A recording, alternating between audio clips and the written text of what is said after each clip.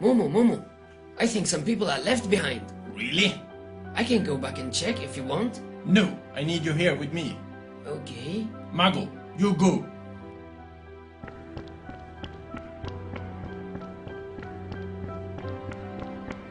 Why are you still here? I don't want to leave the cave. I understand, but the leader has decided to leave the cave and live above ground. But this cave is all my good memories, my childhood. We all feel the same, but life goes on. Sengo and Momo are decided and all are leaving. I know, but it's hard. I think I will stay here by myself. No, you can't.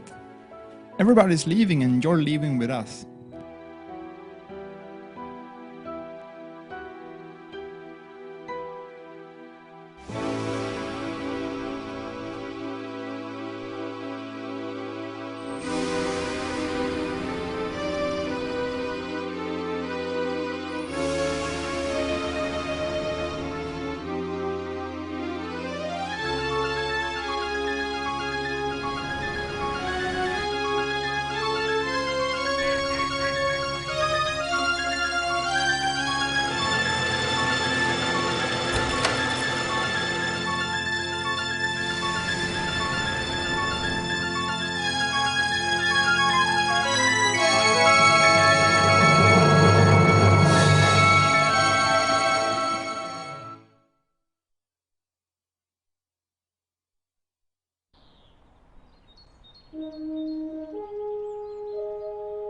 We are tired. We need to settle down now.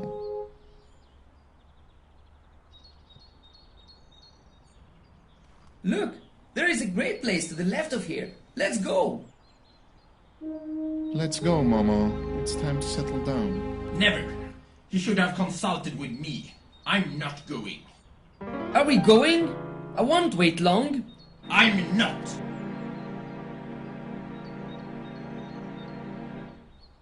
Oh, Momo, what are we doing now? I have to teach Sengo a lesson. Let's look around some more. To the right, companions. We'll see who is best.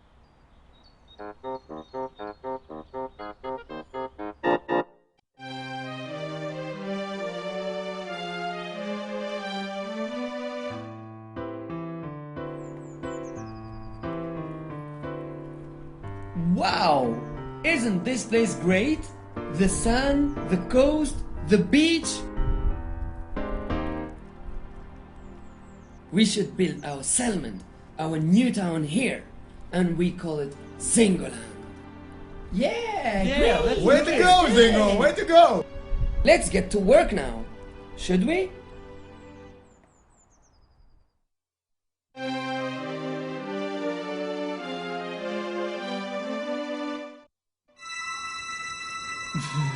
Couldn't we just join Zingo? It's very cold here. No way. I don't think we can manage settling here. Of course we can. Stop complaining and let's get to work. We need to build a town here. Momoland. We could give it a try. It would need a lot of work though.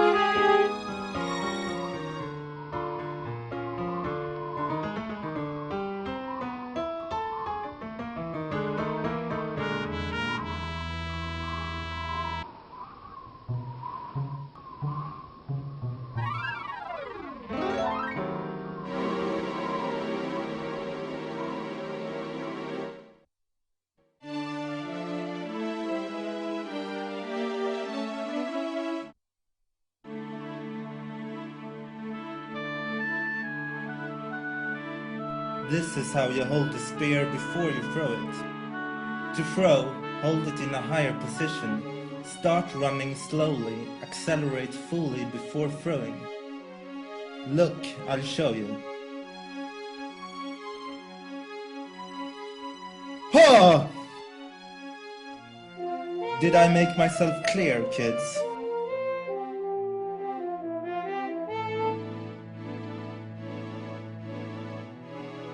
Dad, I want to learn how to hunt.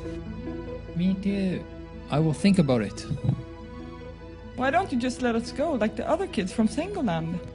I said I will think about it. Go now. You too.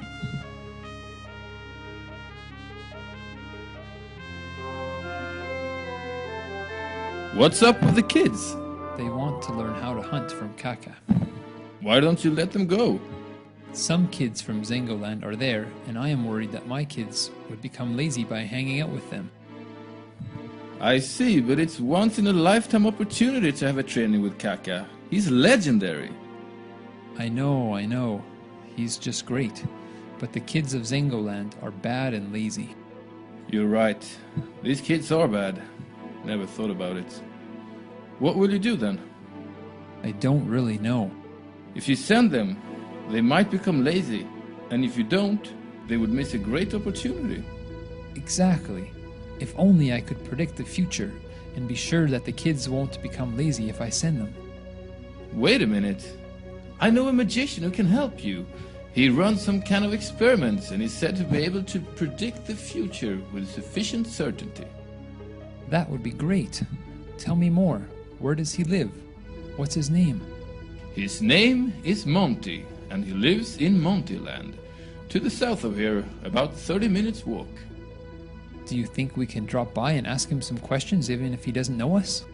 He's a very nice magician. He has a good reputation in the neighborhood. Let's go there then. I am eager to solve this issue.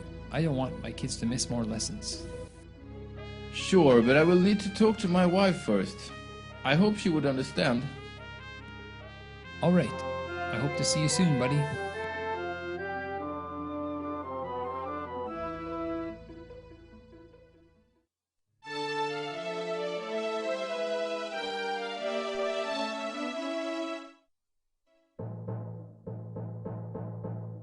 Oh, my feet hurt. Come on, we made it. It's to the left. Let me call him. Monty! Monty! Could we please talk to you? Please wait. I'm coming. He's coming. Let's wait. I'm so excited.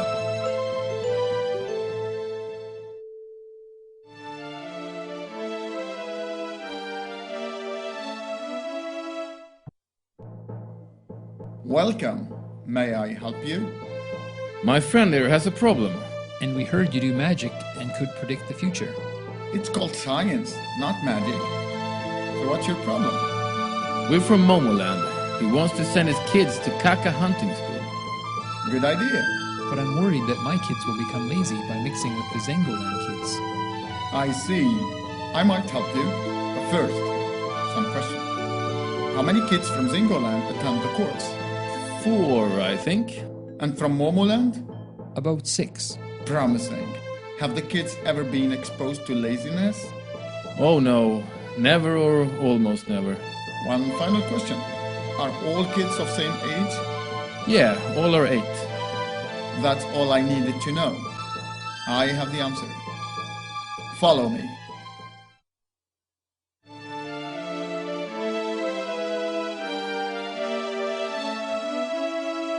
Cavemen are social creatures, and in their behavior formation, the environment plays a decisive role. The decision process is rather simple. Cavemen observe their environment, store information, and when acting, they react to the content of their memories. When Dino is indifferent between 2 behaviors, he chooses the one that appears most in his memory. However, cavemen have preferences when it comes to behavior. That is, not all behavior are equally desirable. In our case, for example, cavemen have an instinctive inclination towards laziness. Laziness is more desirable than working hard. So to work hard, a caveman needs to have more than 50% of the content of his memory consistent of hard working observation. Each behavior has its own concentration threshold that capture its desirability. In our case, I estimate the theta to be 70%. So, as long as the concentration of the working hard behavior in Dino's memory is above 70%, Dino keeps working hard. If it is below, he becomes lazy. So, if your kids have never been around lazy cavemen, so their initial concentration is 100% now. Dino's memory is similar to a neuron of infinite capacity. Its size reflects the age of Dino. Let working hard be a red ball, and shirking a blue ball. If Dino observes a hard-working caveman, a red ball is added to the urn. If he observes a shirking caveman, a blue ball is added.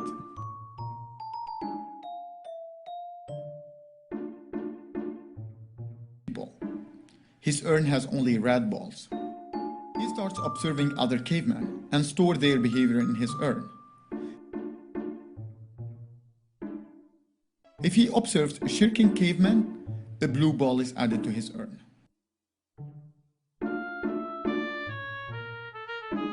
When does Dino change behavior and become lazy?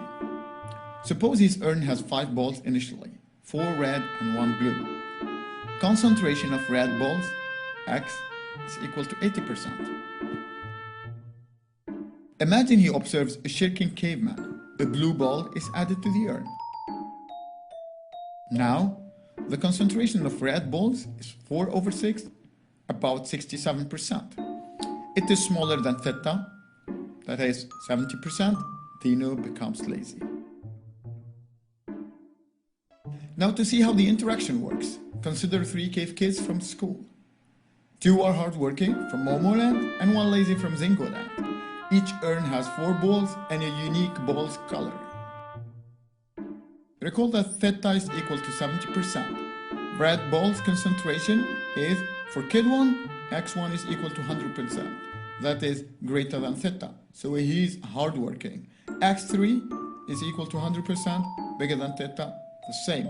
Kids 2, however, is lazy since x2 is equal to 0%, that is smaller than theta. In each period, 1 kid is randomly selected to observe others. He meets them randomly. He picks a kid, stores his behavior in his memory, and updates his behavior accordingly. Kid 1 regains his position. His new concentration, x1, is equal to 4/5, equal to 80%. That is still greater than theta. Kid 1 continues to be hardworking. In the next period, again, 1 kid selected at random by nature selects another kid to observe and stores his behavior in his memory. Kid 3 regains his position. His new concentration, x3, is equal to 5/5. That is 100%, still greater than theta. Kid 3 is still hardworking. In period 3, again 1 kid is selected to observe the behavior of others and updates his behavior accordingly. Attention! Now kid 1 regains his position. This time, x1 is equal to 4/6. That is smaller than theta. Kid 1 changes his behavior and becomes lazy.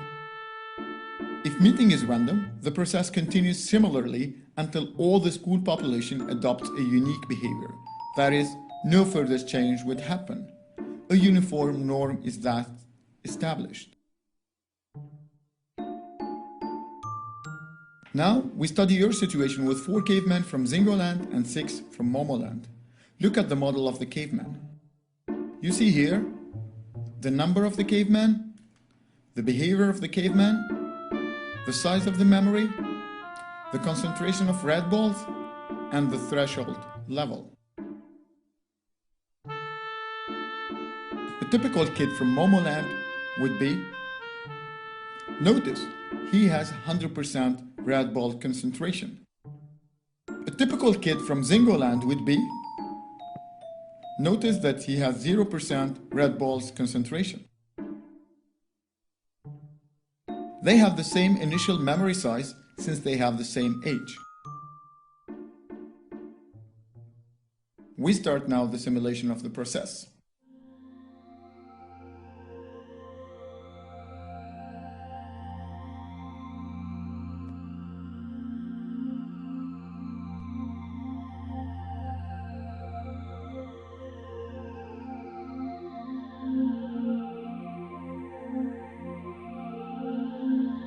Accelerating to later periods.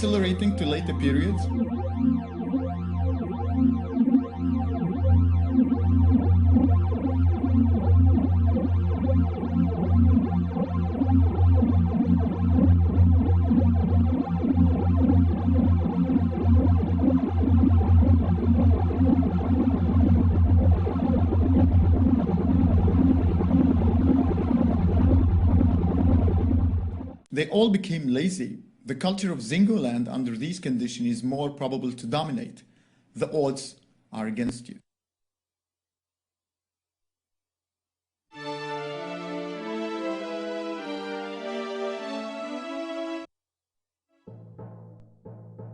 As you have seen, the odds are against you. With only 6 kids from Momoland, Zingoland culture is dominant.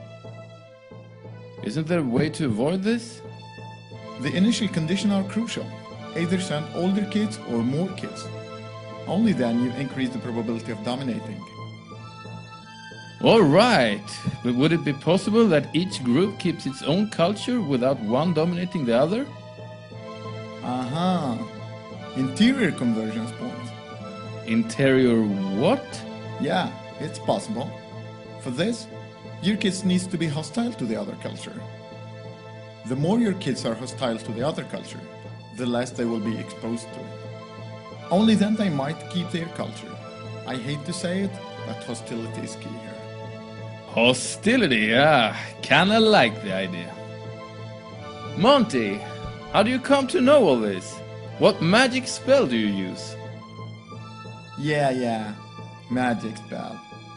It's called Polea Earn Model. Thanks, Monty. You've been of great help. Glad to help. It's getting dark. I think we'd better leave now. Thanks again and see you. No worries. See you.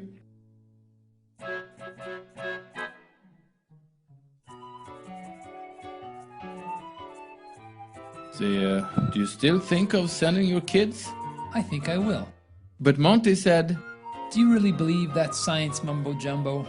The best is when he called it an earn model.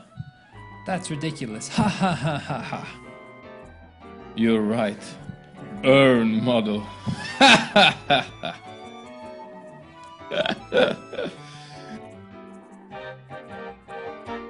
Ha ha ha ha.